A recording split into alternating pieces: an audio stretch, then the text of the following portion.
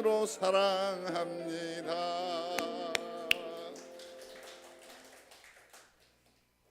감사합니다. 한번 소리하십시다. 이만한 믿음. 이만한 믿음.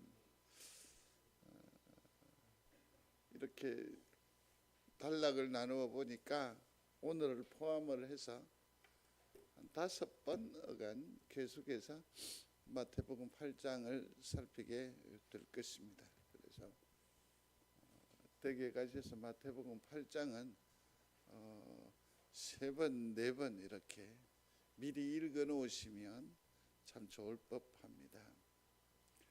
2025년은 기적과 같은 한 해가 되시기를 주의 이름으로 축복합니다. 우리의 생각을 뛰어넘는 그런 복된 삶이 되시기를 바랍니다. 어제보다 오늘이, 오늘보다 내일이 더 나아지는 삶을 사시게 되기를 바랍니다. 소원이, 마음의 소원이 기적이 되는 가정이 되시기를 바랍니다. 하나님의 기적과 이적이 풍성한 교회가 될 줄로 믿습니다. 여기에는 반드시 필요한 것이 있습니다. 기적을 일으키는 요소가 있다라는 거죠. 기적을 일으키는 포인트가 있다라는 거죠. 계기가 있다라는 것입니다. 원인이 있다라는 겁니다. 그게 뭘까요? 신앙입니다. 신앙. 붙여서 읽어봅시다. 기적을 일으키는 신앙. 올 한 해 기적을 일으키는 신앙으로 출발합니다. 이것이 내 속에 능력이 되고 또 힘이 되어서 삶이 기적적으로 변화되어지는, 아니 변화시켜 주시는 주님으로 말미암아 행복한 한 해가 되시기를 거듭 주의 이름으로 축복합니다. 한번 소리 더 합시다. 예배가 나를 살린다. 예배가 나를 살립니다. 예배가 나를 살립니다. 같이 읽겠습니다. 내가 전심으로 주께 감사하며 신들 앞에서 주께 찬송하리이다. 내가 주의 성전을 향하여 예배하며 주께서 주의 말씀을 주의 모든 이름보다 높게 하셨습니다.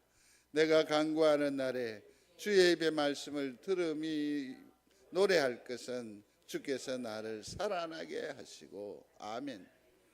무엇입니까? 나를 살린다는 거죠. 여기에는 보니까 이 예배입니다. 예배의 모든 요소가 여기 말씀 가운데 있습니다. 찬송이 있죠, 말씀이 있죠, 간구가 있습니다. 결론적인 얘기는 예배가 나를 살린다라고 정의할 수 있습니다. 그러므로 예배는 기적을 일으키는 신앙의 전초 기지가 됨을 믿습니다. 기적을 체험하시기를 원하십니까? 하나님의 은혜와 영광을 보시기를 원하십니까? 예배하는 영이 되십시오. 예배의 진심이시기를 바랍니다. 예배가 우선순위가 되는 성도들이 되시기를 바랍니다. 보통 고린도전서 13장 같은 경우에는 그 별명이 사랑장이라고 합니다. 오늘 함께한 마태복음 8장은 소위 말해서 기적의 장이라고 해야 할 것입니다. 8장 전체가 예수님께서 행하신 기적 또는 기적으로 규정할 수 있는 그런 사건들의 기록이라고 할 수 있을 것입니다. 근데 이 기적이라고 하는 이것에 대해서 우리는 좀 정리를 할 필요가 있습니다. 가장 먼저는 오늘날에도 하나님의 역사는 동일한 줄로 믿습니다. 오늘날에도 기적은 일어남을 믿습니다. 그래서 성경에서 말씀하시는 그 기적이 옛 일로 치부되거나 또 그것은 그때의 일이라고 우리가 흘려버리면 안 됩니다. 기적은 오늘 우리에게서도 일어남을 믿으시기를 바랍니다. 그러나 중요하게 생각하는 것 중에 하나는 뭐냐면 이 기적은 신앙에 있어 일부라는 사실입니다. 하나님께서 우리와 관계하시고 은혜 베푸시고 역사하시고 우리를 이끌어 가시는 줄로 믿습니다. 그 많은 일들 가운데 기적은 한 부분에 속한다라는 겁니다. 그래서 이 기적을 신앙의 전부로 생각하면 안 되는 겁니다. 그래서 어떤 사람은 기적적으로 역사하셔서 부자가 되는 것, 그러면 이 사람은 뭡니까? 그 기적, 그 열매를 끝까지 추구하는 돈의 노예가 되고 말죠. 그래서 이 기적은 아주 해석을 잘하고 잘 분석을 해야 합니다. 특별히 우리가 지금 함께하는 마태복음 같은 경우에는 특징이 몇 가지 있는데 같이 읽어봅니다. 구약을 인용, 많은 비유, 더 많은 기적이 표시가 되어 있습니다. 그게 마태복음이에요. 자, 여기에서 마태복음을 통해서 우리가 주목해 보면 이 모든 기적은 무엇입니까? 예수님을 드러내는 일을 위한 하나님의 일이라는 거죠. 근데 기적이 내가 어떤 본때가 나고 내 어떤 호주머니가 두둑하고 내게 주어진 기회가 그냥 일사천리로 나아가는 그런 의미의 기적은 사실은 헛된 것이라는 겁니다. 그 일을 통해서 뭐가 드러나야 돼요? 하나님이 드러나야 돼요. 예수님이 드러나야 돼요. 그러한 기적을 사모하는 여러분들이 되시기를 중심으로 소원합니다. 내가 일어났다? 이로 말미암아 우와 하는 것으로 그쳐서는 안 되죠. 일어났다? 이로 말미암아 그 일을 행하신 이렇게 된 일로 인하여 놀라워하는 역사가 있어야 돼요. 누구입니까? 예수님이 보여지고 하나님의 손길이 드러나야 한다는 거죠. 짠으로 그쳐서는 안 돼요. 이걸 통해서 누가 드러나야 돼요? 하나님이 드러나야 돼요. 그게 바로 기적의 효과라는 겁니다. 기적을 체험하시기를 원하십니까? 하나님의 영광을 사모하십시오. 하나님의 기뻐하심을 더욱더 열렬히 소망하는 여러분들이 되시기를 바랍니다. 하나님께서 기뻐하시고 하나님께서 열렬히 우리에게 바라시는 일이 내 몸에서 우리 가운데서 일어나는 것을 뭐라고요? 기적이라고 하는 거죠. 하나님의 일과 하나님의 필요에 따라서 일어나는 하나님의 역사가 바로 기적입니다. 기적. 이 기적이 우리들 가운데 있게 되기를 중심으로 소원합니다. 성도 여러분, 가장 큰 기적 중에 기적이 있습니다. 그게 뭘까요? 뭘까요? 내 통증이 사라지는 것? 내 쩔뚝거림이 해소되는 것? 좀 부자가 되는 것? 아니에요. 가장 큰 기적은 이것이라고 생각해요. 말씀을 믿는 거예요. 세상에 이보다 더 큰 기적은 없어요. 여러분들 이것을 가지고 우리가 지난 하반기에 경험하지 않았겠습니까? 수없이 나가 말해 보세요. 사람들이 믿어요, 안 믿어요? 안 믿어요. 이것이 하나님의 말씀인 줄 믿으시면 아멘. 나에게 주시는 말씀으로 받으시면 아멘. 이게 기적이라니까요. 기적임을 믿습니까? 그렇습니다. 진정한 기적은 하나님의 말씀을 믿는 데서부터 출발한다는 것을 먼저 기억하시기를 바랍니다. 거기에서 하나님의 기적으로 향하여 나아가게 되기를 바랍니다. 가장 대단한 기적의 출발은 순수한 인간 사랑에서 비롯합니다. 한번 소리해 보겠습니다. 인간 사랑. 인간 사랑. 여기서부터 출발합니다. 오늘날 기독교는 참 많이 퇴색했다라고 생각을 합니다. 많은 아쉬움을 갖고 있다고 생각을 합니다. 어느샌가 이 교회라고 하는 공동체 안에는 권력 있는 사람들을 선호하는 경향, 돈 많은 사람, 말 잘하는 사람, 본때 있는 사람들이 예우받는 공동체로 점점 퇴락해 간다라는 것이 매우 아쉽다라는 겁니다. 초대교회 때 보십시오. 주님의 교회 안에 들어온 사람들은 종이었습니다. 하인이었습니다. 심지어는 함께 식탁에 앉기조차 싫은, 죄송한 표현입니다, 창녀들입니다. 남편이 5이나 있는 사람들입니다. 우리의 일상적인 삶의 이 스타일과는 전혀 맞지 않는 쪽팔리는 사람들이었습니다. 하나님은, 예수님은 그들로 하나님의 나라를 시작하셨습니다.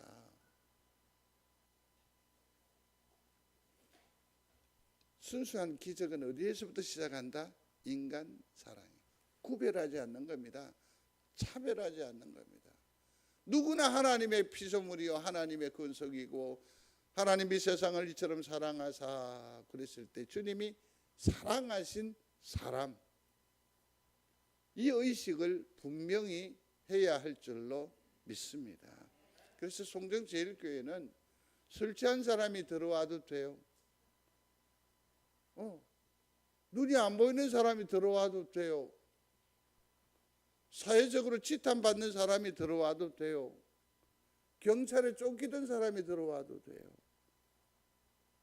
왜냐하면 그는 하나님께서 관심을 두고 성전의 문을 제공한 사람이기 때문에. 이게 뭐냐면 기본적인 출발에서부터 달라져야 한다는 얘기예요. 백부장과 화인이 등장을 합니다. 이 본문에 나타나 있는 이 백부장은 로마 사람입니다. 이름 그대로 계급입니다. 백부장이니까 100명의 사람들을 어떻게 한다고요? 다스리는 사람입니다. 그러나 이 하인은 어떠합니까? 그는 아마 유대인 중에 한 사람, 이스라엘인 중에 한 사람인 것 같습니다. 그는 권력이 없습니다. 힘이 없습니다. 그야말로 노예에 속한 사람입니다. 하등 백부장이 그 하인에 대해서 이렇다 저렇다 애정을 가질 만한, 관심을 집중할 만한 하등의 이유가 없는 사람인 것 같습니다. 성경은 그에 대해서 말하지 않습니다. 이 하인이 예를 들어서 불구덩이에 들어가서 이 백부장을 건져내었다라든지 하는 그런 전혀 그런 있을 가능한, 추측 가능한 얘기들을 전혀 전해주지 않습니다. 더더욱이 이 하인은 그때에는 천벌이라고 하는 중한 병에 걸려 있습니다. 그러니 소모품이니까 버려도 됩니다. 포기해도 됩니다. 그런데도 불구하고 이 백부장은 이 하인을 붙들고 있습니다. 보듬고 있습니다. 인간 사랑이라는 거죠. 어떠한 조건으로도 백부장과 하인은 연결고리가 없는데 이 백부장은 이 사람을 붙들고 있습니다. 정말 지고지순한 사랑이라고 생각을 합니다. 그저 사람 그 자체를 사랑하는 거죠. 무차별입니다. 무조건적인 사랑입니다. 무조건적인 사랑입니다. 참 대단하죠. 여기에 대해서 마태복음 5장 43절 주님이 우리에게 가르쳐 주신 거거든요. 여기에 대한 순종하는 실천적인 사랑이라고 저는 정의하고 싶습니다. 읽겠습니다. 또 내 이웃을 사랑하고 내 원수를 미워하라 하였다는 것을 너희가 들었으나 나는 너희에게 이르노니 너희 원수를 사랑하며 너희를 박해하는 자를 위하여 기도하라. 이와 같이 한즉 하늘에 계신 너희 아버지의 아들이 되리니 이는 하나님이 그 해를 악인과 선인에게 비추시며 비로 의로운 자와 불의한 자에게 내려주심이라. 아멘. 주님이 말씀하셨어요. 사랑하라고, 기도하라고, 축복하라고. 보듬으라는 얘기 아니에요. 보듬으라는 얘기예요. 그러나 이 얘기를 들었던 직접적인 제자들이나 예수 믿는 사람들은 그냥 허투루 듣는 거예요. 그래서 여전히 돌아서서는 내 마음 편한 사람, 내 기호에 맞는 사람, 내 수준에 맞는 사람, 내 격조에 맞는 그런 사람들만 선호하는 거예요. 그러나 이 백부장은 이 얘기를 들었던 어떤 소문으로서 뱉던 어찌됐든 어떻게 해요? 주님이 가르쳐 주신 그것을 마음에 두고 구체적으로 실천하면서 인간 사랑을 실천한 사람이에요. 순종한 사람이에요. 참 이쁘지요. 참 이쁘지요. 주님이 말씀하십니다. 이 지고지순한 사랑, 인간 사랑을 가지고 있는 이 백부장의 요청에 대해서 내가 가서 고쳐 주리라.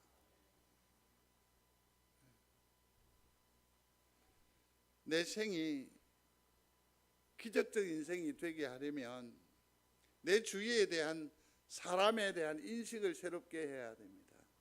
인간 사랑은 주님이 기뻐하시는 것이고 그러한 또 마음 씀씀이를 통하여서 하나님께서 기적을 이루어 가신다라는 것을 반드시 기억하는 여러분들이 되시기를 바랍니다. 그래서 무조건적으로 사랑해야 합니다. 악인들도요 사랑해야 됩니다. 자, 묻겠습니다. 윤석열이를 사랑해야 합니까? 이재명이를 사랑해야 합니까? 그 말을 바꾸어서 황한열이를 사랑해야 됩니까? 다시 앞으로 가세요. 윤석열이 사랑해야 돼요? 이재명을 사랑해야 됩니까? 사랑해야 돼요. 나는 장로님 기도하셨습니다만 좌우 논리 때문에 많이 피곤하고 힘들어요. 그럼에도 불구하고 그 영을 위해서 기도해야 돼요. 그게 우리가 말하는 소위 말하는 사랑이에요. 열렬하게 지지하고 뭐 이것보다도 사랑하는 여러분들이 되시기를 바랍니다. 한열이만 사랑하지 말고 모두를 사랑하는 여러분들이 되시기를 바랍니다. 그게 하나님이 원하시는 사랑이고 기독교적인 정신입니다. 두 번째는 오늘 얘기가 좀 빠르죠? 제가 사모하고 얘기했습니다. 2025년은 잘 안 되겠지만 무척 애쓰며 살겠다고 설교를 빨리 마쳐본다고. 죄송합니다. 잘 안 될 겁니다. 기적은 두 번째로 주종관계를 분명히 해야 합니다. 주종관계, 하나님과의 관계입니다. 물론 여기에서는 병과의 관계도 여기서 포함이 되는데 8절 보시면 이런 표현이 나옵니다. 다만 말씀만 하옵소서. 소리하겠습니다. 다만 말씀만 하옵소서. 이 말을 바꾸면 명령만 하십시오. 이런 의미로 바뀌어질 겁니다. 주님이 내게 말씀하시면 내가 갈 수 있어야 돼요. 주님이 말씀하시면 멈춰 서야 돼요. 주님 말씀하시면 나가리라. 주님께 말씀하시면 내가 멈춰 서리라. 이게 우리 신앙적 기본이요 태도가 되어야 하는 거죠. 이게 기적을 일으키는 신앙의 전초 기지가 돼요. 그래서 주종관계의 설정은 기적을 이룹니다. 보십시오. 또 하나는 예수님의 손안에 모든 것은 다 할 수 있다고. 주님은 이것을 믿는, 이걸 인정하는 거죠. 한번 생각해 보십시오. 주님이 말씀하시면 다 되는 줄로 믿습니다. 여기에서 기적이 일어나는 거죠. 그러면 여기서 좀 이따가 한번 더 살펴볼게요. 병도 마찬가지예요. 이 병은 낫지 않는다라는 거죠. 이 병은 불가하다라는 거죠. 그죠? 그러나 마태복음 28장에 보면 하늘과 땅의 모든 권세를 누가 주셨다? 하나님께서 예수님에게 주셨다고 했어요. 더 나아가서 요한복음 3장에도 보면 만물을 다 그 손에 주셨으니라고 했습니다. 그러면 여기서 말하는 만물 중에는 그 병도 우리의 연약함도 포함되는 줄로 압니다. 그러면 어떻게 됩니까? 주여 병에게 명령하옵소서. 그러면 낫겠나이다. 가능합니까? 가능합니까? 가능하다고 생각하면 예, 백부장의 믿음입니다. 모든 것이 다 누구? 나는 안 돼. 기적은 내가 애씀으로, 내가 기도함으로 주어지는 것이 아닌 줄로 아셔야 합니다. 기적은 누가 주도하는 겁니까? 하나님께서, 하나님의 역사예요. 그래서 주님이 병에게 명령하시면 나을 줄로 믿습니다. 낫는다. 이게 백부장의 믿음이에요. 믿는 믿음이 있기를 바랍니다. 주님 말씀하시면 내 삶에 기적이 일어날 줄 믿습니다. 기적이 일어날 줄 믿습니다. 그렇습니다. 주종관계를 분명히 해야 합니다. 주종관계를 분명히 해야 합니다. 주님은 하실 수 있습니다. 나는 할 수 없습니다. 그러나 할 수 없는 나에게서 하나님께서 역사하시는 일이 바로 기적입니다. 사모하는 여러분들이 되시기를 바랍니다. 그런데 여기에는 반드시 믿음이 작용을 합니다. 기적은 믿음으로 완성됩니다. 오늘 보니까 가라 그랬어요.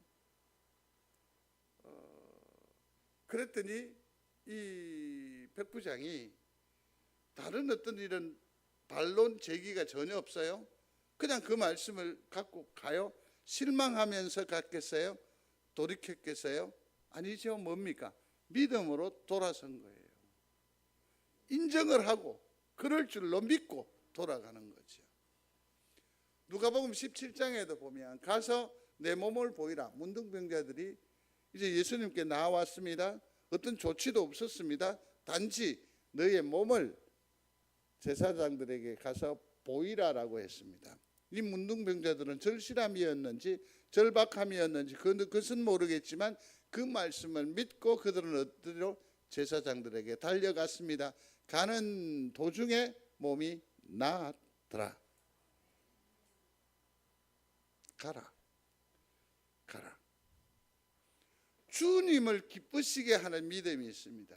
그게 이러한 믿음입니다. 그래서 성경에는 뭐라고 하냐면 이만만한 믿음을 본 적이 없다라고. 어디에서? 이스라엘 중에. 어디에서? 우리 중에. 그러면 이 이만한 믿음은 뭐냐? 행동하는 믿음입니다. 그 말씀을 믿고 순종하는 믿음입니다. 우리는 말씀을 대부분 다 믿습니다. 용납합니다. 수납합니다. 의지합니다. 말씀을 사모합니다. 그러나 그 삶이 어디에로 넘어오지를 못해요. 그래서 기적을 체험하지 못해요. 순종, 실천, 행동하는 데 넘어오지를 못해요. 이 페이지를 못 넘기는 거죠. 이 페이지를 넘기면 기적의 장이 열려질 줄로 믿습니다. 그래서 주님께서 말하는 이만만한 믿음이라고 했습니다. 10절에 있는데 다시 한번 더 읽어보겠습니다. 10절입니다. 같이요. 예수께서 들으시고 놀랍게 여겨 따르는 자들에게 이르시되 내가 진실로 너에게 이르노니 이스라엘 중 아무에게서도 이만한 믿음을 보지 못하였노라. 아멘. 이만한 믿음. 이 믿음은 무엇입니까? 말씀만 하옵소서. 소리해 보십시오. 말씀만 하옵소서. 말씀만 하옵소서. 생각해 보십시오. 명령뿐인 말씀입니다. 당장 말이에요. 그 하인에게서 어떤 소식이 오는 것도 아니고요. 뭐 어떤 기대할 만한 게 아무것도 없단 말이에요.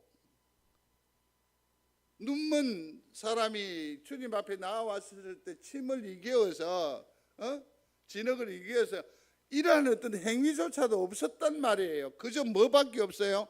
말로만 말씀만. 그러나 그 말씀을 어떻게 했다는 거죠? 믿었다라는 거죠. 성경을 믿었다라는 거죠. 말씀을 믿었다라는 거죠. 거기에서 기적이 일어나는 겁니다. 말씀을 붙들고 믿는 여러분들이 되시기를 중심으로 소원합니다. 그 다음에 8장 9절에 있는 말씀입니다. 나도 남의 수하에 이랬거든요. 예를 들어서 보십시오. 마가복음 9장에 보면 아이가 병이 들었습니다. 그러니까 그 아비가 와서 뭐라고 합니까? 하실 수 있거든 우리 아이를 고쳐달라고 합니다. 그때 주님이 아주 단호하게 말씀하시죠. 할 수 있거든이 무슨 말이냐라고 하죠. 이 믿음의 차이가 굉장하죠. 9절에서는 이렇게 말합니다.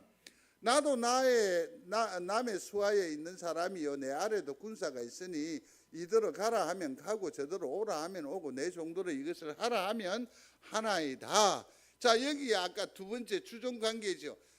말씀하시는 예수님은 뭡니까? 주인이세요. 아멘. 그는 모든 일에 있어 절대적인 권력, 권위를 가지고 있습니다. 모든 것의 주관자이십니다. 나는 아무것도 할 수 없는 종입니다. 연약자입니다. 이 관계를 딱 설정하면서 다시 또 거기에다가 말하는 거죠. 이렇게요. 이렇게 하면 되고 저렇게 하면 되니까 말씀만 해 주십시오. 말씀에 대한 인정, 말씀의 권위를 인정, 또 하나는 예수님의 권위에 대한 인정을 딱 하는 거죠. 이게 바로 기적을 부르는 겁니다. 권위를 인정하는 게 뭡니까? 예수님을 믿는다는 거예요. 주님이 말씀하시면 그대로 되어질 줄로 믿습니다. 주님께서 손을 대시면, 터치하시면, 접촉하시면 뒤집어질 줄로 믿습니다. 그런 의미예요. 이러한 믿음이 우리 가운데 있게 되기를 중심으로 소원합니다. 정리해 보십시다. 기적과 같이 살려면 사람 사랑이 필요합니다. 사람 사랑이 필요합니다. 성도 여러분, 우선 성도가 성도를 자지러지도록 사랑할 수 있게 되기를 바랍니다. 하는 게 다 이뻐야 돼. 엎어지고 자빠지고 그래도 속에 그런 말이 나와야 돼요. 이뻐 죽겠네. 저는 요즘 새로운 어떤 사랑에 눈이 떠가고 있습니다. 그거 뭐냐면 손자 사랑, 손녀 사랑. 한번 쳐다봐 달라고 해도 그냥 영탕되고 이래 있는데 한 번도 쳐다보지도 않더라고. 어저께인가요? 어저께는 저 거울 뒤에서 누구 집사님하고 얘기하고 있는데 어느 할매 하나는 영통을 하면서 할매가 20몇 년 만에 노래해 줄게 하면서 생일 축하합니다 영통을 보고 그러고 있더라고. 모든 게 다 이뻐 죽는 것 같아. 내가 봐서는 우리 성도들도 이뻐 죽는 사회가 되시기를 중심으로 소원합니다. 여기에서 부흥의 기적이 일어날 줄로 믿습니다. 여기에서 사랑의 기적이 일어나게 될 줄로 믿습니다. 주님과의 주종관계를 분명히 하십시오. 예수님은 나의 주님이십니다. 나는 주님의 뭐다? 종이다. 말을 바꾸면 나는 할 수 없으나 주님은 하실 수 있습니다. 여기에 기적이 일어나게 되는 줄로 믿습니다. 제일 중요한 거죠. 말씀뿐인 명령에 순종함으로 기적을 체험하는 여러분들이 되시기를 충심으로 소원합니다. 그래서 기적신앙이라는 것은 말씀을 믿고 실천하는 순종으로부터 시작한다는 것을 꼭 기억하시게 되기를 바랍니다. 그리고 보다 중요한 것은 기적신앙의 원천은 어디에 있다? 예배에 있다. 믿습니까? 믿습니까? 말씀을 거두겠습니다. 기적을 일으키는 신앙과 예배로 2025년을 기적의 한 해로 만들며 기적과 같이 살아내는 그런 축복의 한 해가 되시기를 주의 이름으로 축복합니다. 기도하겠습니다. 기적과 같이 살게 하여 주옵소서. 말씀으로 살아내게 하여 주옵소서. 올해 말미에 여호와를 찬송하는 은혜가 우리와 가정과 교회에 충만하게 하여 주옵소서. 예수님 이름으로 기도드리옵나이다. 아멘.